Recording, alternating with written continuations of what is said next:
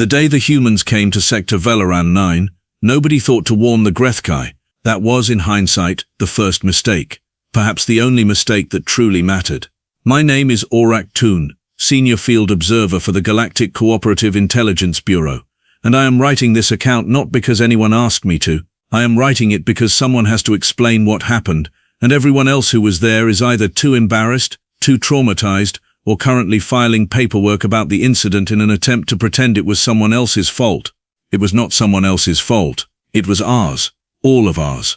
Let me start from the very beginning, before the screaming, before the reports, before Ambassador Vekol submitted his formal resignation effective immediately and refused to explain why. Before the net. Oh yes, there was a net. The Grethkai are not a cruel species. I want to make that absolutely clear. They are large, yes, 7 feet tall on average, with 4 upper limbs and a pair of sensory tendrils that give them an almost theatrical appearance when they are excited. They have plated hide the color of old rust, teeth that could bite through hull-grade polymer, and a cultural tradition of testing the strength of smaller beings by, and I am quoting their cultural documentation here, gentle assessment procedures. The Galactic Cooperative had been attempting diplomatic contact with the Grethkai for 11 standard years. 11. We sent probes. We sent linguistic packages. We sent 3 separate delegations, the last of which returned with 2 fewer members than it departed with, though those members were, technically, recovered. Eventually, from the assessment pen, the Grethkai found everything we sent them to be deeply unimpressive. They are what xenobiologists call a dominant hierarchy contact culture, which is a very polite academic way of saying that they respect exactly one thing, the ability to not be immediately overpowered. And so, after 11 years of failed diplomacy, someone in the Bureau had a very, very bad idea. We should send humans, said Deputy Director Solon Reth, in a meeting I unfortunately attended in person. The room went quiet. The humans, said my colleague Brixtal Voss slowly, as if tasting the word and finding it strange. The humans from Earth, the small pink ones. They are not always pink, said Solon Reth. That is not my concern, said Brixtal Voss. My concern is that the Grethkai will eat them. The Grethkai have not eaten a diplomatic envoy since the Tarvan incident. The Tarvan incident was last cycle, yes, but they apologized. The room went quiet again. I want to point out that I raised my hand at this meeting. I want the record to show that I, Vorrukh-Thal, Senior Field Observer, raised my hand and said, clearly and on record, this is a bad idea. I said exactly those words. They are in the minutes. Nobody listened. The humans we were assigned were 3 in number. Their names were Dario Meunier, Petra Halvorsen, and the one they called Cub. Cub was not, I assumed at first, an official designation. I was wrong. It was the name the other 2 used for the 3rd member of their team, a young human female of approximately 16 standard years, with dark hair cut short on one side, and an expression of permanent mild amusement that I found deeply unsettling from the very first moment I saw it. Her actual registered name was Tova Reinholt, but Dario and Petra called her Cub, and she called them the Old Ones in a tone of voice that suggested great affection and also great mockery, which I am told is a common human dynamic and should not be interpreted as hostility. I interpreted it as hostility at first. I was new to humans. Dario was a large human by their standards, broad-shouldered, with a close-cut beard going grey at the edges, and the kind of calm, unhurried way of moving that I would later learn meant either total confidence or total disregard for personal safety. In his case, I suspect both. Petra was smaller, quick-eyed, and had a habit of tilting her head slightly when she was listening to something, like a creature calculating distance. She was the team's diplomatic liaison, which meant she was the one who read the briefing documents. She read them twice on the transport. She did not look worried when she finished them. She looked interested. This should have alarmed me more than it did. And then there was Tova. Tova, who was 16, who was technically present in an observer capacity, because she was Petra's niece and Petra had insisted, and apparently the Bureau had eventually agreed because someone high up decided it would seem non-threatening to bring a young human along. A young human, to the Grethkai. I will pause here so you can appreciate the full weight of that decision. We arrived on the Grethkai settlement world of Dugrath on a clear morning by local reckoning. The sky was a deep amber color, the air smelled of sulfur compounds and something faintly sweet that the environmental team told me was the pollen of native flora and was not toxic to any species currently present. a detail that seemed overly specific in a way I found mildly alarming. The Grethkai greeting party numbered 40 large, plated, four-armed beings in ceremonial formation, their sensory tendrils raised, which in their culture indicates a state of readiness. For what, exactly, the cultural briefing document was somewhat vague on. Dario looked at the 40 Grethkai. He nodded once, slowly, the way humans do when they are confirming something to themselves. Petra was already reading something on her small handheld display, cross-referencing the body language in real time. Tova looked at the Grethkai, looked at the sky and said, "It smells like eggs," with the casual tone of someone commenting on weather. The lead Grethkai, a being of considerable size even by their standards, whose name translated phonetically as Kraugh-Vel, stepped forward. Kraugh-Vel had 3 ritual scarifications across both upper limbs, indicating, according to our cultural files, victories in what they called the claiming process. I will explain the claiming process. I wish I did not have to explain the claiming process. Among the Grethkai, when a new species or group arrives on their territory, there is a tradition. The dominant party selects the smallest, seemingly weakest member of the visiting group and subjects them to a claiming, which involves physically lifting them, restraining them in some manner, and carrying them to what is called the threshold seat, a carved stone platform near the entrance of the settlement. This is not considered aggressive. This is considered a greeting. It is their way of establishing hierarchy, of saying, "We have assessed you, found you manageable, and now we may speak." The cooperative's cultural team had flagged this in the briefing document. The briefing document had recommended, and I am quoting, allowing the claiming process to proceed in a spirit of intercultural understanding, as resistance typically escalates the encounter. The briefing document had not, apparently, anticipated Tova Reinholt. Kraugh-Vel approached the human delegation. He looked at Dario, whose size gave him a moment of pause. He looked at Petra, who was still reading her display with the focused calm of someone diffusing something. Then he looked at Tova.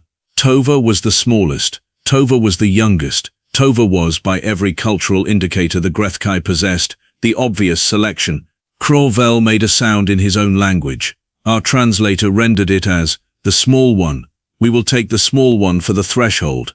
3 of his accompanying Grethkai moved forward. They were carrying a net, a large, heavy woven net made of something that looked like braided alloy cable, traditionally used in the claiming ceremony because smaller species sometimes tried to run, and honestly, who could blame them? I watched this happening in what I can only describe as slow-motion dread. I opened my mouth. I was going to say something. I do not know what I was going to say. I did not get the chance to say it. Because Dario, without looking up, without changing his expression even slightly, said to Tova in a conversational tone, "Cub, net incoming, 3 o'clock. And Tova said, "Yeah, I see it."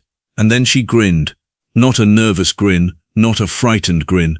The kind of grin that meant she had been waiting for something to happen and was pleased that it had finally arrived. The 3 Grethkai threw the net. It was a good throw, practiced, precise, designed to drop over a being of Tova's approximate mass and tangle immediately, trapping limbs, preventing coordinated resistance. It missed. Not because Tova ran. She did not run. She moved. There is a difference, and if you have never seen a human who decided at some point in their youth to dedicate considerable time to a physical discipline called gymnastics, you do not fully understand the range of things a human body can do without any apparent mechanical assistance. She dropped straight down, flat, in a single fluid movement, and the net passed entirely over her and landed on the stone ground behind her with a loud, heavy clang. There was a silence on the Dugrath landing field that I believe lasted approximately 4 full seconds. 4 seconds is a very long time when 40 very large beings are staring at a 16-year-old human who is now crouching on the ground looking up at them with an expression of polite patience. Kraugh-Vel stared at her. Tova tilted her head. "Are you going to try again?" she said, not as a question, "or are we good?" The translator worked. The translator conveyed the words to Kraugh-Vel with perfect accuracy. Kraugh-Vel's sensory tendrils, all 4 of them, rose to their full height. In Grethkai body language this indicates, and again I am quoting the cultural file, encounter escalation typically preceding either combat engagement or the declaration of worthy opposition. In either case it was not good. Or depending on your perspective, it was the beginning of something that would take the next 6 hours to resolve, generate 47 incident reports, result in Tova Reinholt being given an unofficial title in the Grethkai language that translated roughly as the little one who refused the net, and change the trajectory of 11 years of failed diplomacy in a single afternoon, but I did not know any of that yet. At that moment, standing on the amber-skied surface of Dugrath, watching Kraugh-Vel reach for a second net, watching Dario finally fold his arms with the look of a being who has done this before and knows exactly how it ends, watching Petra calmly set down her display and roll up one sleeve, all I knew was this: nobody had warned the Grethkai, and they were about to find out why that was an oversight. I have filed many reports in my career as a senior field observer for the Galactic Cooperative Intelligence Bureau. I have written accounts of the Velaran trade collapse. I documented the 3 solar cycle negotiation between the Merzathi Collective and the gas mining consortium of Outer Dreth. I once spent 14 months producing a comprehensive behavioral analysis of the Sorvak, a species so bureaucratically complex that they required signed documentation before agreeing to sign documentation. None of those reports prepared me for what I had to write after Dugrath. The second net also missed. I want you to sit with that fact for a moment.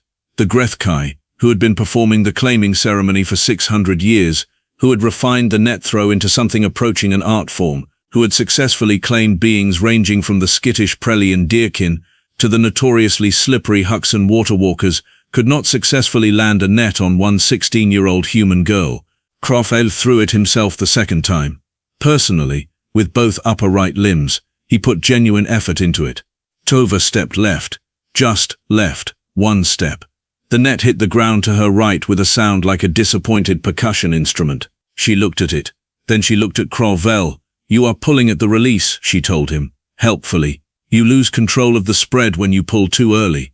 The translator conveyed this. Kraugh-Vel's tendrils did something I had never seen in any cultural documentation. They curled inward, slowly, like something trying to make itself smaller. I would later identify this as the Grethkai equivalent of being so deeply confused that the body attempts to retreat without actually going anywhere. "Did she just," Brixtolvos said quietly, from his position beside me, "coach him on technique?" "Yes," I said. "While he was trying to capture her?" "Yes." Brixtolvos made a sound I will not attempt to render in text.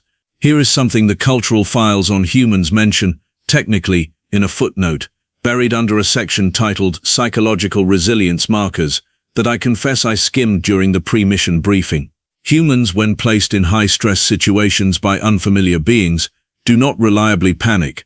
This is, from an evolutionary standpoint, because they spent a significant portion of their species development in close proximity to things that were substantially larger and more dangerous than themselves, and the humans who panicked were, historically, eaten. The humans who did not panic, who assessed, adapted, and occasionally started coaching apex predators on throwing technique, survived. Natural selection is not subtle. What this means in practical terms is that when most species encounter something terrifying, their threat response centers light up like a signal flare. When humans encounter something terrifying, a meaningful portion of them get focused, calm, almost uncomfortably present. Tova Reinholt was extremely present. Dario was, if anything, more alarming, because he had not moved at all. He was standing with his arms folded, watching in the manner of a being who is supervising a training exercise and waiting to see if intervention becomes necessary. He had assessed Kraugh-Vel, assessed the other 39 Grethkai, and apparently concluded that Tova had the situation handled. This confidence was, from my perspective, terrifying. From Kraugh-Vel's perspective, I would later learn it was something else entirely. Petra, meanwhile, had walked sideways along the landing field perimeter in a slow, casual arc that did not look like anything in particular, but had by this point put her in a position from which she could see the flanks of the entire Grethkai formation. She was not doing anything. She was simply standing there, one sleeve still rolled up, watching. The Grethkai on the left flank had noticed her. They kept looking at her, and then looking away, in the pattern of beings who are not sure they should be watching something, but cannot stop. Kraugh-Vel spoke again. Our translator rendered his words as, "Why does the small one not fear?" It was addressed to Dario.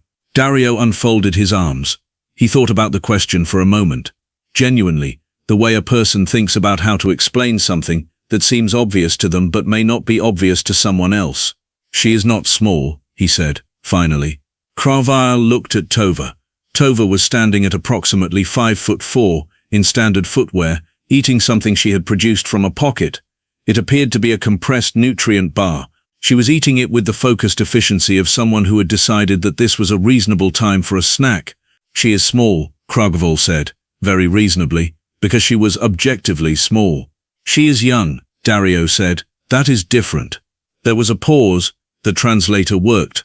Kraugh-Vel's tendrils tilted. Then she will be easier to claim.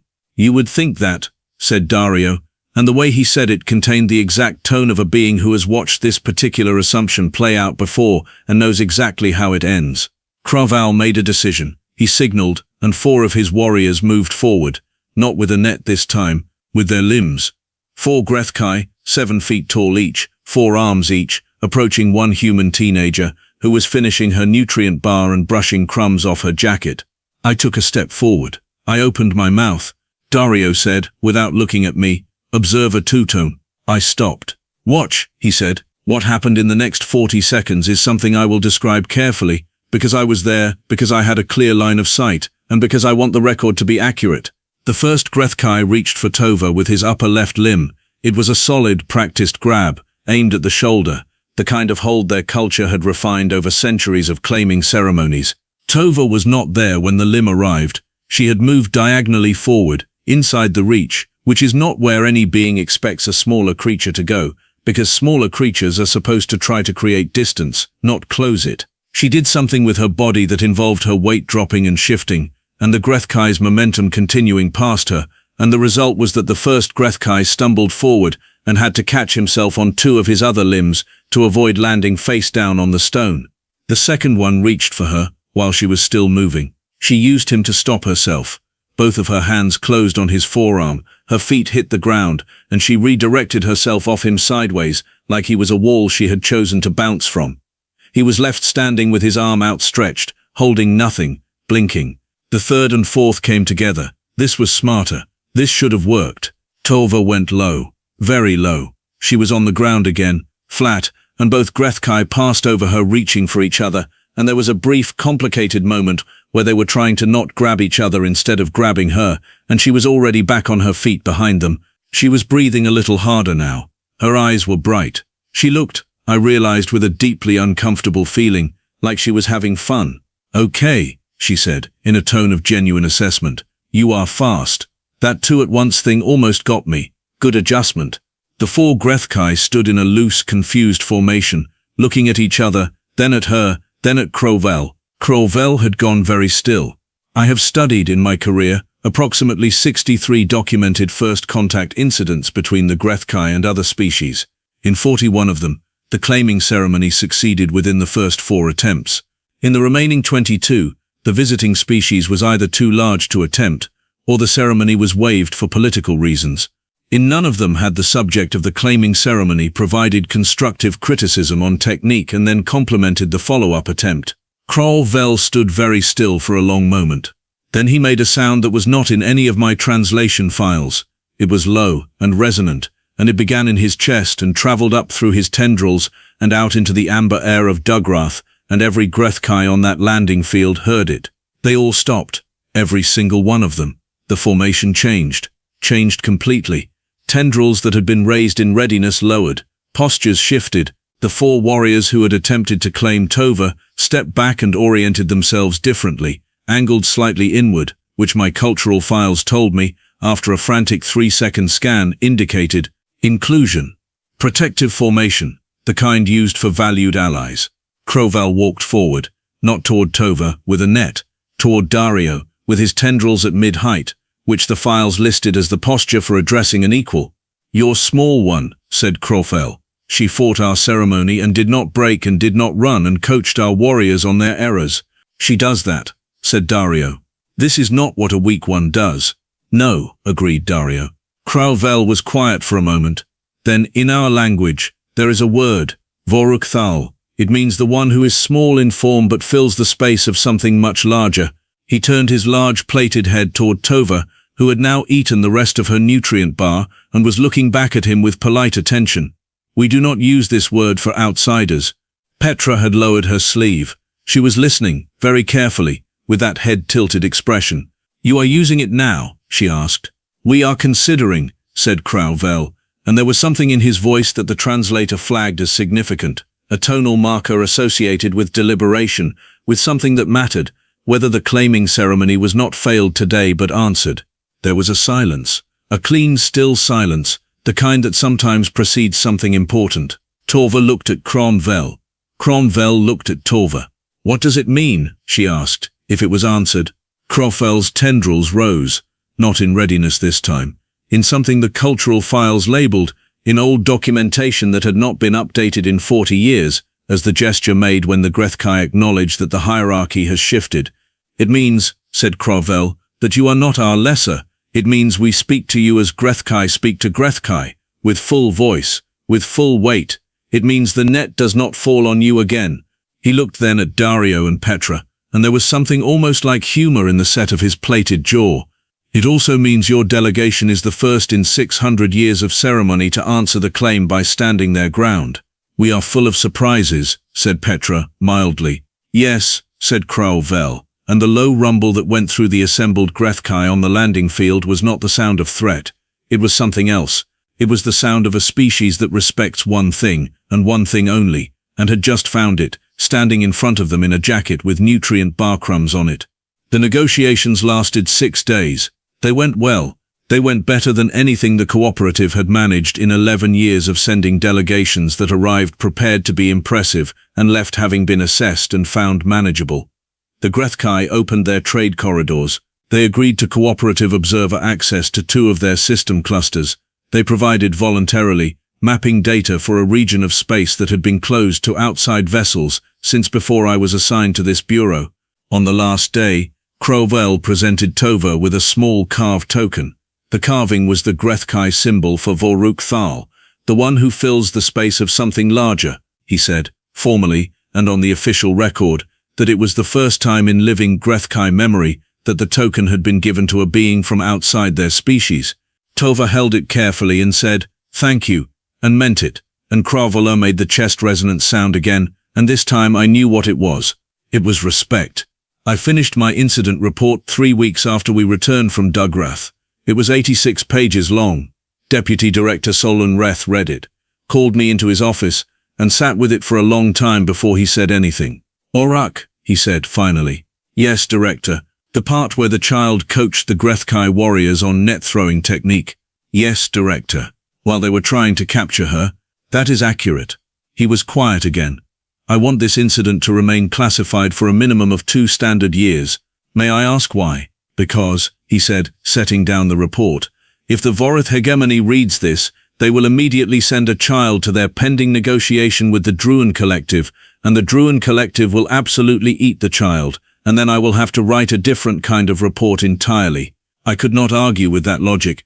I filed the report. I labeled it classified. I put it in the archive where it would sit for 2 years, and then 5 years, and then someone would eventually pull it out, and it would become the document that changed how the cooperative trained diplomatic envoys, not by teaching them to be more impressive, not by teaching them to be more strategic, but by teaching them the one lesson that the Grethkai had been trying to explain to us for 600 years.